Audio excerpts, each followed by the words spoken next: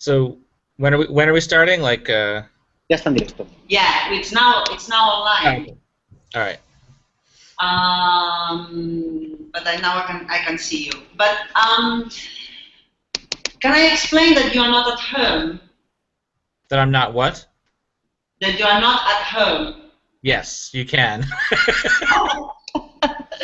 But Jeff no está en casa because something happened. What? You Can want you me? explain to us? Yes, I can explain. They were they were updating our construction people were updating our guest bathroom, and they found fungus in the walls, and they've had to take out our kitchen as well. So it appears that Area X is already in our house from the novels. So I'm in a hotel now. Está haciendo obras en casa y en la renovación del baño y de la cocina han salido unos hongos en la pared. Entonces, cuando nos hemos hablado esta tarde, me dice, al final no estoy en casa, estoy en un hotel, porque tengo unos hongos en la pared. El área X ha llegado a mi casa. Yeah, it's funny, but it's expensive. Es divertido, pero es caro. Well, we are here to talk about the first part of the Southern Reach trilogy. Unfortunately, we don't have still the second part, but I think that's going to be main of the questions is going to be focused on that because people who have read it are like, estamos aquí para hablar de Southern Reach, la primera parte de la trilogía. Ya sé que todos los que la habéis leído queréis saber más de la segunda, o sea que vamos a hablar más de la segunda que de la primera, me consta, pero aquí estamos. I've got a question. Tengo una pregunta que ha llegado por internet. I've got a question that arrived from the internet. It was one of the bloggers that couldn't attend here, but he wants to know how did you create this tension atmosphere that it's really collapsed a reader as he's going through the story. I think it's a combination of things. One thing is that the book is full of spoilers. Every few pages there's some kind of revelation, and so that kind of keeps you on the edge of your seat. And because I conceived of it as a story arc over 3 books, I can devote myself to what the narrator would know, and that's it. And since the narrator doesn't know everything, it kind of creates a sense of unease too. Bueno, más que nada porque la historia también está llena de spoilers. La historia avanza entre los... te atrapa, te deja sentado en la silla, no quieres parar, pero también es una historia que avanza a lo largo de tres libros, por tanto tenía que hacer que el lector llegara o quisiera llegar hasta el final. Vamos allá. ¿Primera o segunda? Dale, que vulguis tu. No vas a dir perquè si no, no se grava, no sé què. Ponte el micro. Se pone el micro. En la primera, los personajes están muy poco, o bastante poco dibujados, y parece que se enfoque toda la tensión al área X, o esa sensación que tengo yo. Que eso es como si los personajes no importaran demasiado, sino que lo que importara fuera el escenario, lo que allí sucede. ¿Esto es así o está hecho adrede o soy yo? First part of the trilogy, the story, the focus, the tension is more in the environment, I mean in the area X, its area, than in the characters. Is it like this for one purpose, or is something that I read it the way I read it? What is the last part of what you said? I'm sorry. If the tension, the focus of the story in the first part of Southern Reach trilogy is it's focused in the environment, in describing the place where the action is based than in the characters. I guess it. I think that's kind of relative. If you're from North Florida or Southern Georgia, the general environment may be a little bit more familiar, and I've had several readers from this area who don't find the book very scary at all. But I do agree that the characters are embedded in the landscape more than in some novels. I mean, they're isolated. There's just the four of them. They don't know anything or much about the situation that they're in. And because they're not referred to by name, and I don't give them any physical descriptions, I do think that they're kind of embedded in the landscape more, and the wilderness does kind of encroach on them more, even in scenes that might not otherwise seem like there's a sense of unease in them. But in fact, because they know so little, that's kind of why that's coming through. There are parts of the landscape that I hike out there that are a little bit desolate and disconcerting to me too, so I do think that comes through. A ver. Bueno, el libro se ambienta en un escenario que recuerda mucho el norte de Florida. Para la gente que vive aquí o que ha visitado esta zona, no resulta un paisaje tan inquietante porque lo conocen más, pero sí para el resto de personas que no han tenido la oportunidad de visitarlo.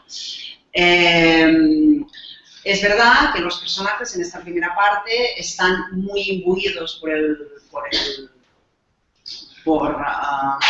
ambiente, por donde se desarrolla. Ellas han sido trasladadas a un sitio donde no saben ni lo que hay, ni lo que se van a encontrar, ni nada. Él utiliza adrede el recurso de no ponerles nombre, de no dar ninguna descripción física, para que todo tenga más, para que sea el paisaje y cómo reaccionan a este paisaje y a todo lo que les va pasando, lo que vaya explicando cuál es el carácter de cada uno de los personajes. ¿Sí? ¿Sí?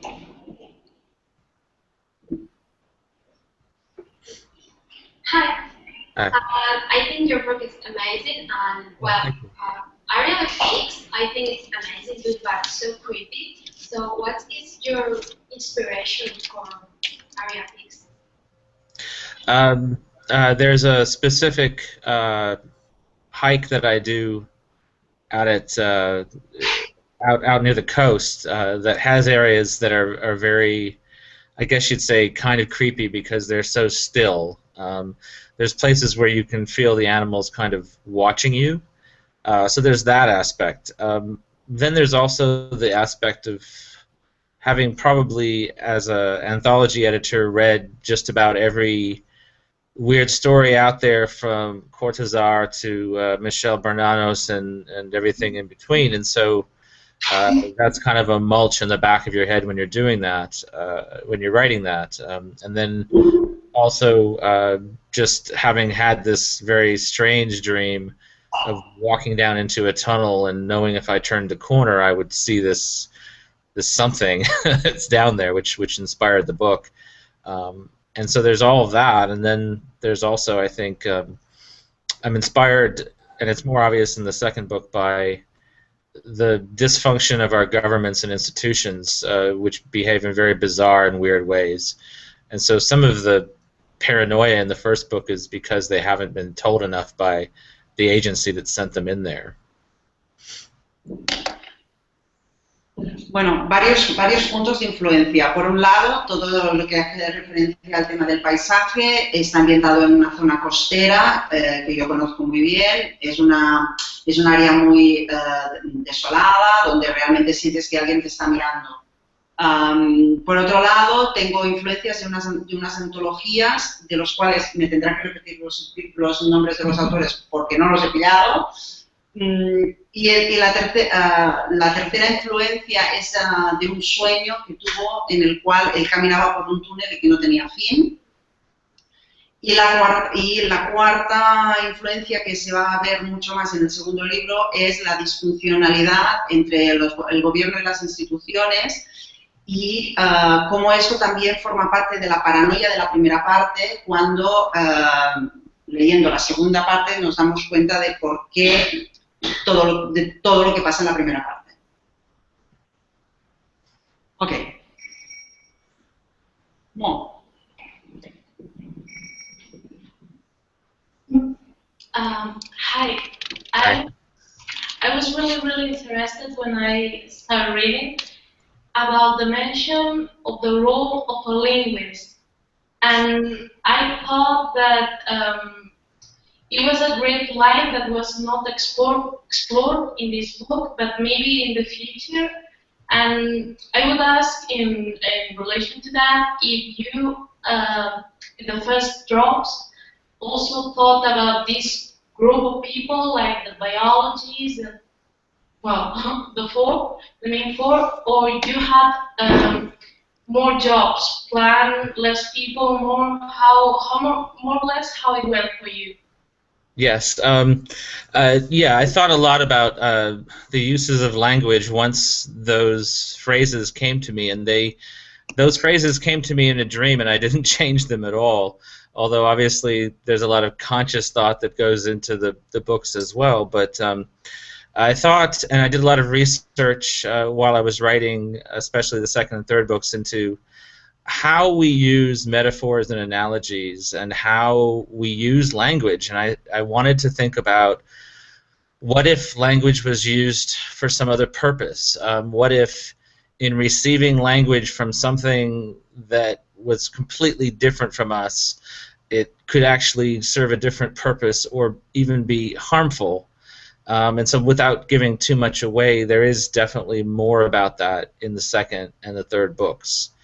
As for whether there were other professions, I thought the linguist was actually going to make it onto the expedition, but then at a certain point it struck me why she didn't make it onto the expedition, and it had something to do with the psychologist. And so that missing expedition member actually pops up later in the other books. And so even little details like that in Annihilation that seem like they're not important are really important later, and I think Annihilation changes as an experience after you've read the other two books. So it's a good question. Sorry, did I go too long? You promised. Sure. Mi español es muy mal, so. Don't worry, it's fine. Sobre el papel de la lingüista y por qué no está en la expedición, pero sí, a ver, el lenguaje es una de las cosas que son muy importantes para él, pero sobre todo cómo utilizamos el lenguaje, cómo utilizamos las metáforas y cómo el lenguaje puede tener otros propósitos y cómo estos otros propósitos pueden hacernos cambiar nuestra manera de actuar. En un primer momento la lingüista se iba a sumar a la expedición, pero al final decidió que no se sumaba a la expedición. Y esto tiene que ver con la psicóloga. Pero todo esto se va a desvelar mucho más, sobre todo en el segundo libro. De hecho, cada uno de los detalles del primer libro que conforman Aniquilación tiene su porqué y aunque ahora no lo podáis ver, lo tendrá en los próximos libros. And just to add to that, I think the nature of how we view language has changed because of social media anyway. With more and more of us spending time online, words have become both less important and more important. I think we see them as more physical now. You see a lot of people online who seem to feel there's a physical force to words because they're not having as many face-to-face dealings, if that makes any sense. Vale, y para terminar con este tema, y bueno, para añadir, lo que a él le interesa mucho es la naturaleza del lenguaje, sobre todo cómo ha cambiado después de que del uso masivo del social media. Ahora el lenguaje es un lenguaje, según su opinión, mucho más físico, porque ya no tenemos una relación face to face, cara a cara muchas veces ya, y el lenguaje toma todo el protagonismo.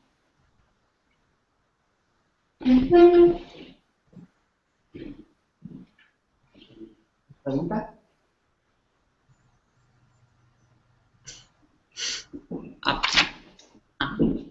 Okay. I heard your book is coming to Madrid. I'm sorry? With my sí.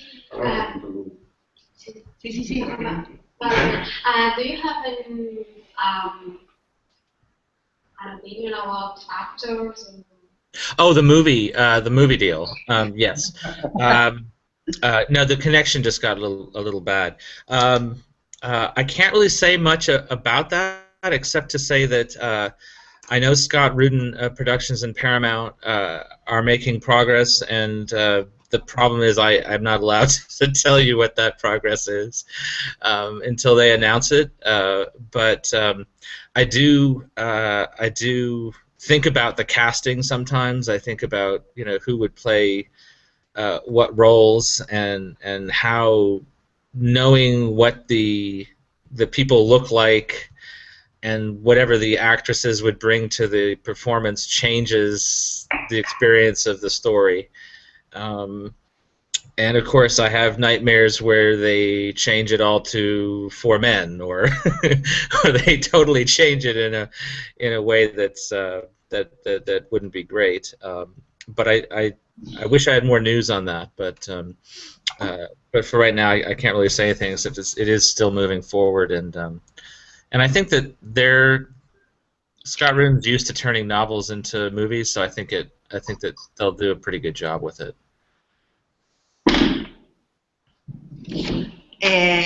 Bueno, no puedo decir demasiado porque todavía está en progreso. Sí que muchas veces pienso quién puede ser un buen candidato para interpretar a los protagonistas, y tengo muchas dudas de qué actores o actrices pueden ser, cómo pueden reflejar bien los cambios que se producen en todos los personajes a lo largo de las historias. A veces tengo incluso pesadillas en las que los productores y los que están en manos este proyecto lo acaban cambiando tanto que convierten a las protagonistas en protagonistas, y entonces es una historia de hombres. Pero bueno, tengo fe en que el equipo que está trabajando en la película va a hacer un buen trabajo.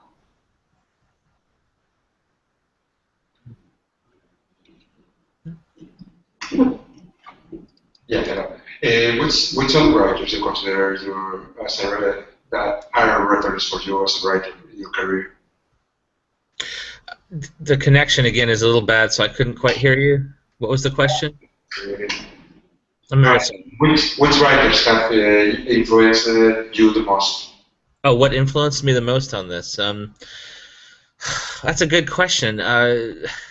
There's so much of it that is firsthand, not the weirder elements, but there's so much that's firsthand experience while hiking. Even the scene with the wild boar being charged by a wild boar, which has happened to me, and also the scene where there's a dolphin in a freshwater canal that actually happens on the coast of Florida, where they come in at high tide. Wait. No. We will come to this later. Okay, sorry, I didn't. Dolphins and everything. We ended with the law of dolphins last time. What he wants to know is the writers. The writers, yeah, nice. writers that you admire or that you influence, that you notice that influence you, or Right. Well, what I'm saying is it's difficult for me to identify because most of that influence is just in the back of my head, and I can't point to a particular writer. I can say that afterwards, having had a little bit of distance, that I think that Michel Bernanos' The Other Side of the Mountain is a big influence. I think the way that J.G. Ballard uses time and space, just some of the tricks that he uses, is probably a big influence. The movie Alien, I suppose, just in that it gave us a character who was female who seemed to stand apart and make logical decisions. I'm trying to think of what else. They're fairly obscure influences. Lena Kron, a Finnish writer, has a novel called Tanneron, which is a big influence on me. You know, the defaults tend to be Roadside Picnic and Lovecraft that people mention, but neither of those are really an influence on me or these books. In fact, Lovecraft is kind of an anti-influence in that he puts me to sleep. So I have yet to really been able to, except for these anthologies we edit, finish a Lovecraft story. But people keep saying, well, there's some influence there because of the way he deals with the kind of indifference of the universe towards human beings. But that's something you can find in a lot of different places. Bueno, yo solo he pillado Lovecraft. Y a una escritora finlandesa que no sé cómo, no le he pillado el nombre. Sí. Sí, y... No, no le gusta, que se lo dicen a él. Pero... Pues, Alejo, coge el micro. No, está grabado. A follow-up, or? Okay. It's all recorded. Yeah, it's recorded, don't worry. Okay. Okay, más cosas.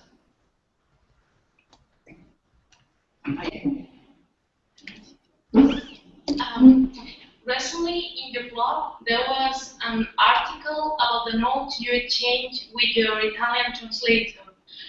Well, translators, I guess.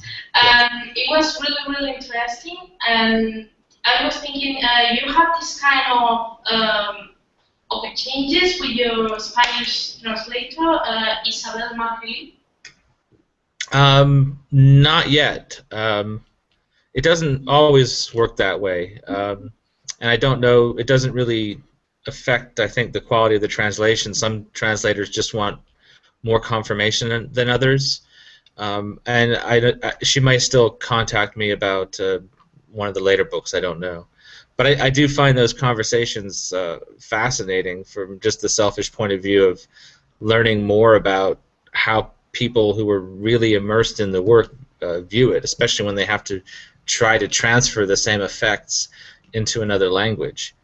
And I'm actually all for a liberal translation if it gets to a place where the effect that I'm trying to convey is conveyed in that language properly, rather than sticking to something that's so exact that maybe it doesn't resonate in the same way. No, no he tenido este tipo de intercambios todavía con mi traductor español, espero tenerlas en el futuro. No siempre funciona así, lo que pasa es que para mí siempre es fascinante encontrar a alguien que intenta explicar lo mismo que tú, pero en otra lengua. Es fascinante, incluso muchas veces el hecho de que se tengan que tomar algunas libertades para poder llegar al sentido exacto que tú quieres transmitir, pero con otras palabras.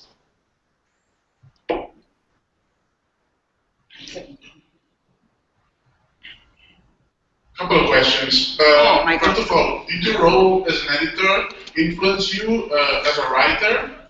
And the second one is, do you know if any of your anthologies are coming to Spain soon? Did anybody contact you about the rights of your anthologies, like Wonder Book or Weird? Yeah. What was the first question again? Sorry about that. Did your role as an editor influence you as a writer? Yes, definitely. That's why it's hard to point to influence.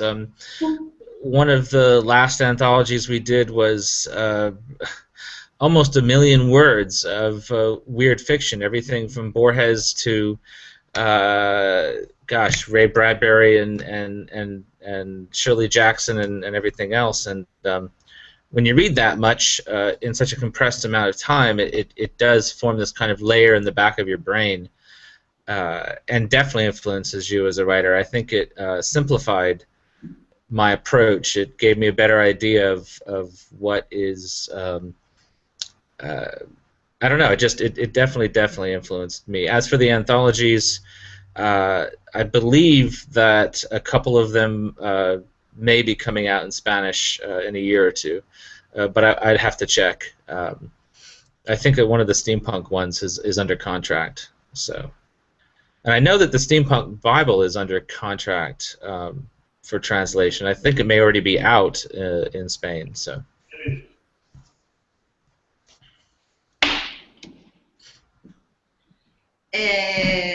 Bueno, la primera pregunta de si ser editor le ha influenciado como escritor, sí, definitivamente. Por eso digo que cuando me preguntan cuáles son mis influencias me es tan difícil de decir. De hecho, en la última antología en la que hemos estado trabajando hemos ido desde Borges a Bradbury, pasando por Jackson, o sea que tengo una gran cantidad de información acumulada detrás de mi cerebro.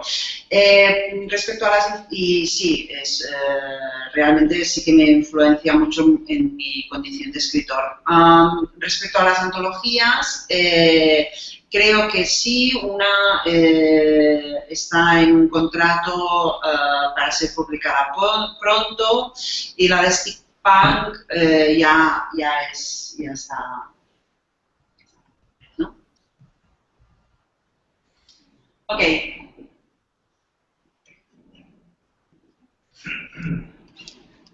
Hi. Hi. I recently purchased your anthology, The Weird, and as a Catalan reader, it kind of surprised me that you included a short story by Marcelo Dureda, because it's not the kind of author that we would say that she's very weird. On the contrary, she's always quite realistic. And I would like to know how you met this short story, La Salamandra. I think the name in English is the salamander. The lizard. The lizard. Yeah. The lizard. Yeah. How did you met this short story and Marcelo Dureda? Yeah. I bought maybe when I was 20 or 21. I bought an anthology that was actually a textbook for college of international fiction. It was like it had just about everybody you can think of, and it had that story in there in a different translation, and I absolutely loved it and had always wanted to include it in a book. And when we were doing The Weird, you know, yes, there is like the Lovecraft strand in there, but also Kafka and writers like that. And so it's not that I think of her as being a weird writer, but she is a writer who wrote stories that I would say fall in the weird, surreal vein from time to time. And so we didn't think, you know, everything she writes is this way, but that story, at least in English, is very stream of consciousness, very surreal. It reads like it has the same tone or feel, and there are weird things that definitely happen in it. Yeah, Borges is not considered a weird writer, but he wrote stories that were very strange at times. And when he first was published in the U.S., it was in science fiction and fantasy magazines. So we wanted to try to bring together these things that we thought had thematic and tonal resonance, even though what they were considered outside of the anthology might might differ a lot. So, but now I wonder how she reads in Spanish as opposed to English, because she strikes me as on the edge of being very surreal, at least in her patterns of writing in the stories. Bueno, el relato en concreto lo encontré cuando tenía 20-21 años en una antología. De hecho, era un libro de texto del college. Y era un libro que se titulaba algo así como internacional, como un almanaque de cuentos internacionales. Entonces, y me encantó.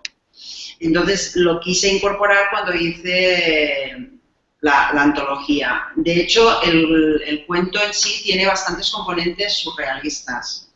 No es que Marcel Rodoreda escriba siempre así, pero en este caso sí que lo es. De hecho, podríamos compararlo con Borges, y Borges, cuando apareció la primera edición de un relato suyo en Estados Unidos, fue en una recopilación de ciencia ficción.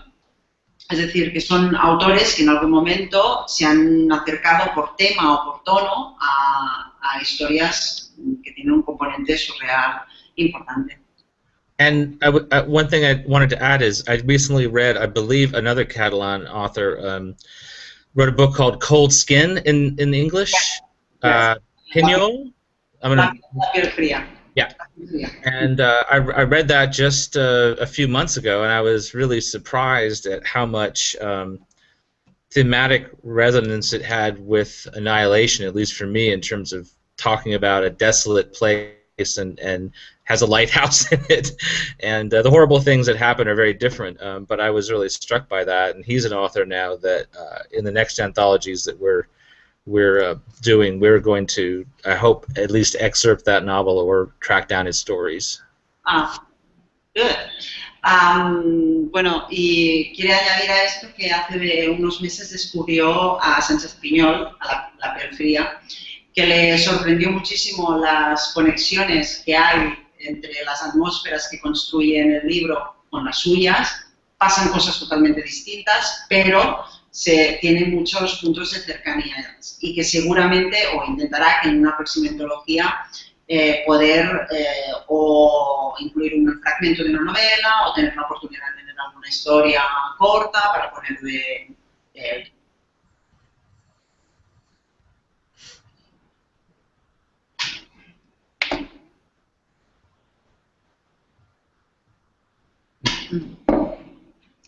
No. Bueno, yo lo que quiero saber es, los que habéis leído el libro, ¿qué teorías tenéis? Los que os habéis leído el libro, ¿qué teorías tenéis? ¿Tenéis alguna teoría al respecto? Porque ahora es el momento de sacarla. I'm asking if they are having any theory. Yeah. Because last time we arrived to a very interesting point. En la última vez le sacamos bastante. Please tell me. I need to finish the third book. No kidding. What can you tell us about the second book without doing spoiler?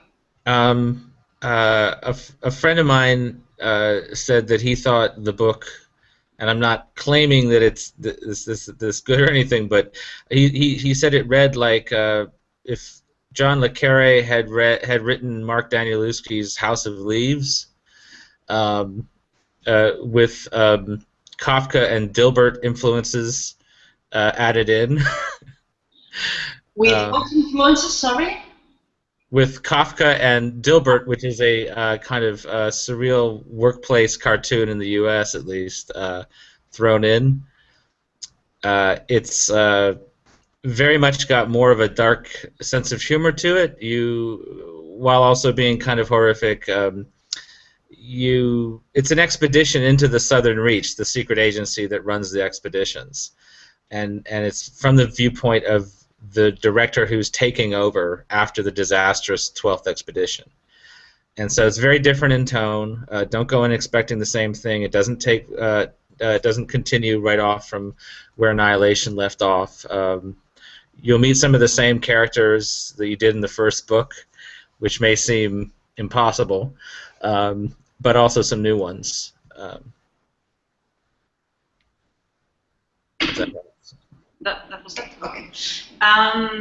Bueno, es una combinación un poco extraña entre The House of Leaves, la casa de las hojas, Kafka. Hay mucho sentido del humor negro. De hecho, está basada en la empresa, en Southern Ridge. Está escrita desde el punto de vista del director que toma el relevo después de la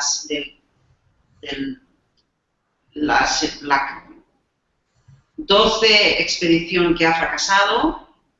No es una continuación de Aniquilación en el sentido de que no retomo donde lo he dejado, sino que tiene otra perspectiva, otro tono, nuevos personajes, porque evidentemente de la primera quedan pocos. And I can also say that something terrible happens to 2,000 white rabbits in the novel. 2,000? Something terrible happens to 2,000 white rabbits in the novel. Alguna cosa terrible pasa a 2,000 conejitos blancos.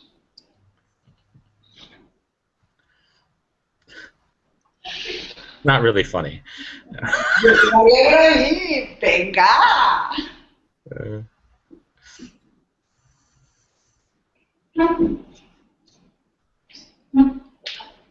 At the beginning, I was not really hoping, but I was thinking it was going in the direction of Dr. Moreau's Ireland, and I was really convinced, and every time there was a little clue, I thought it was going to be something like it. But in the end, I think it is kind of the reverse, like nature's meddling with humanity. So right now I have tons of theories going on, but it is really difficult to really choose one and think, okay, I think he's going to go over there. So yeah, you got this thing going where we are expecting more. So yeah, great. Thanks. Were you talking about the first or the second book? The first. The first, yeah. One thing about wanting to write about an encounter with something that's inexplicable is you as a writer want a satisfying story arc, and you want to be true to the characters at the same time. The fact is that I think a lot of books that have a mystery like this in them, the problem later on is that there's too much weight on one person solving something that they couldn't possibly solve. And so I think by the end of the series you'll see that there's no one character who figures everything out, but that because several characters find out something, the reader gets the satisfaction of a conclusion that makes sense. And so what I didn't want is I didn't want at the very end for a character to go, I figured it out, and then stand around explaining for a while. So you'll see in book 2 that different kinds of answers emerge. You do definitely get some answers and then some further mysteries in book 2.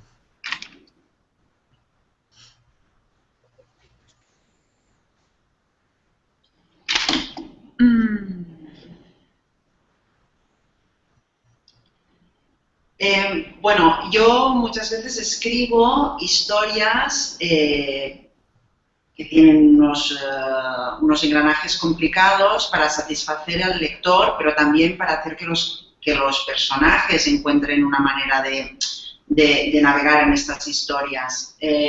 No me gustan las historias en las que un personaje lo acaba resolviendo todo. Aquí no pasa, en la primera parte de Southern Ridge, es un cúmulo de personajes que cada uno descubre una pequeña parte de que todo junto da una explicación o una parte de la explicación a un misterio. No se acaba aquí, va a haber más explicaciones en el segundo libro, en el cual se van a desvelar secretos, pero se van a crear misterios nuevos. Tanto trabajar con el misterio. Hi. Hi. Are you going to come to Spain in the next months, maybe, for some promotion or something so? Will I be in Spain? In the next months? Or? Well, I know that it's definite.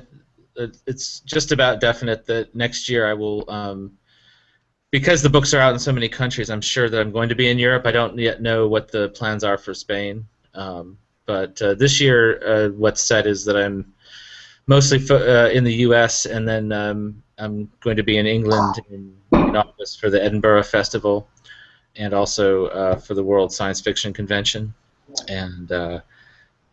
But I think mostly in the U.S. this year. But hopefully I'll be over in continental Europe next year. So.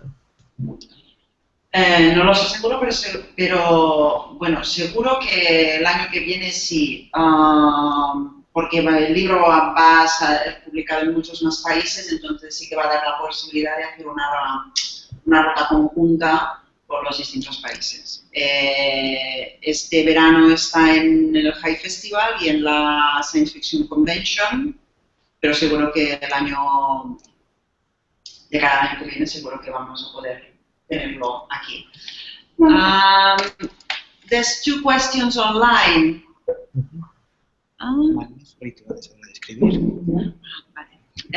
Rituals or things that you do when you write, if you have a specific, I don't know, environment or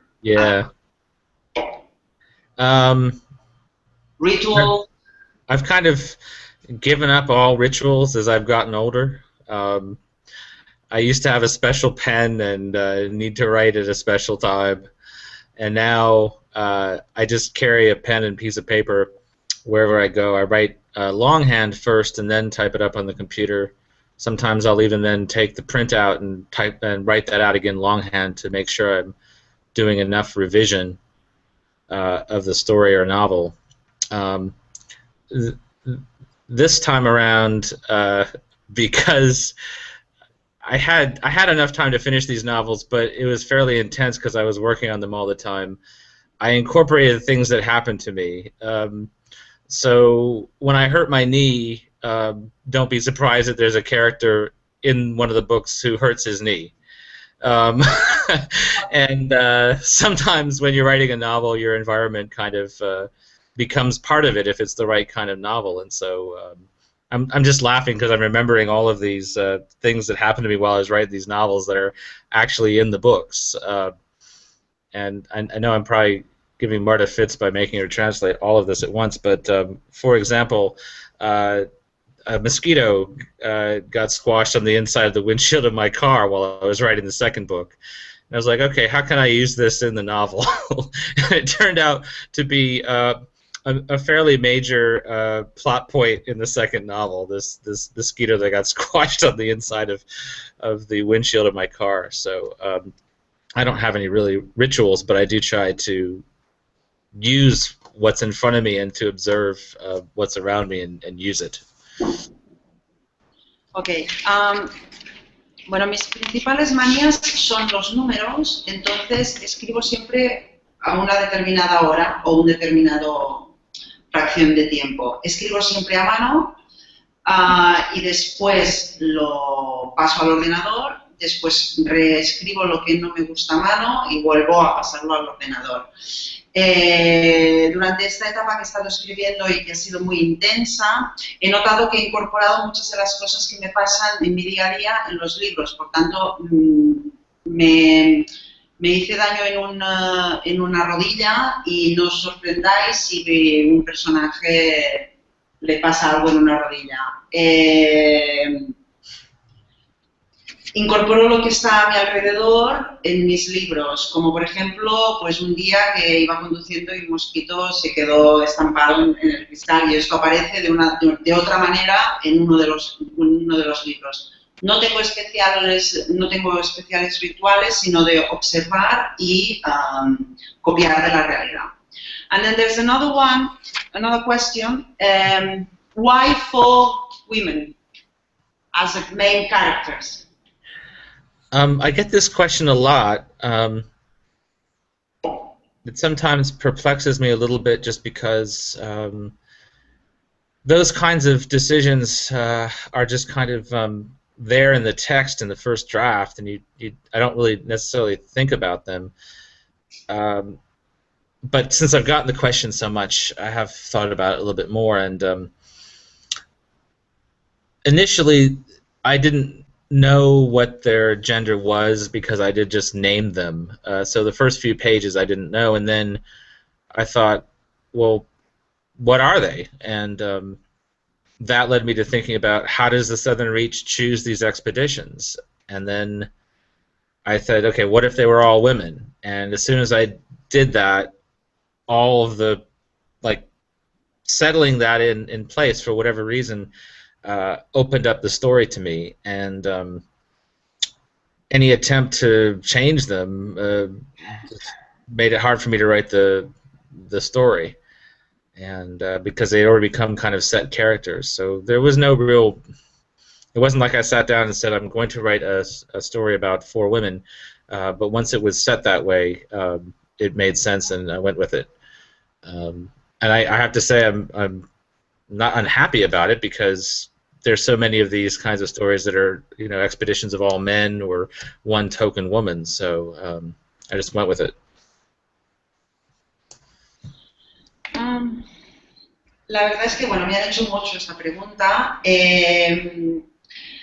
La verdad es que es una decisión que tomé en un primer momento, cuando estaba escribiendo uno de los primeros borradores del libro, y entonces no la tomé muy conscientemente, pero ahora, después de tanto tiempo y de que me hayan hecho esta pregunta varias veces, he tenido tiempo de pensar el por qué. La verdad es que en un primer momento los personajes no tenían ni nombre, eran formas, no tenían género. La verdad es que lo fueron tomando poquito a poco. Después cambiarlos fue muy difícil porque ya me los había imaginado de una determinada manera.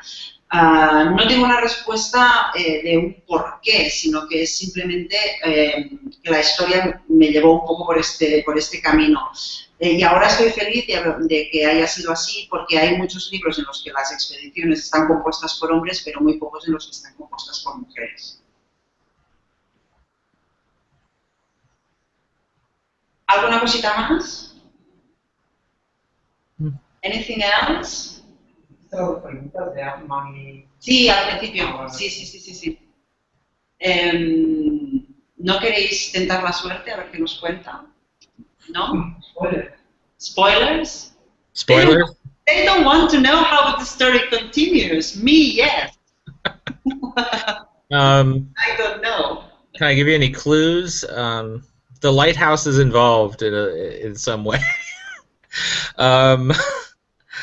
The psychologist in the first book is a lot more than she appears to be, and is actually a character in some way in both of the second and third books. And I'm trying to think of what else I could say. Can you explain us the eyes of the dolphins? Do the eyes of the dolphins get explained? Yes, not specifically, but you get a sense of why that's happening.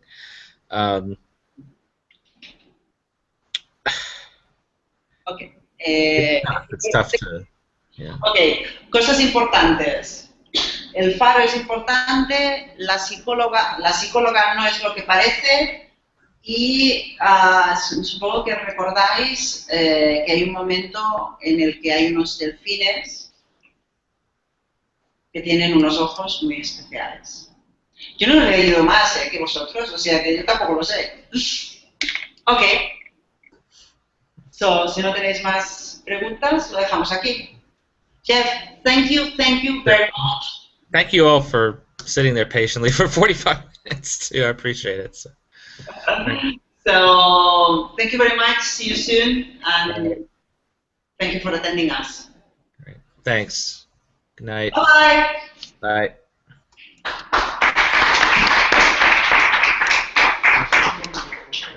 Bueno.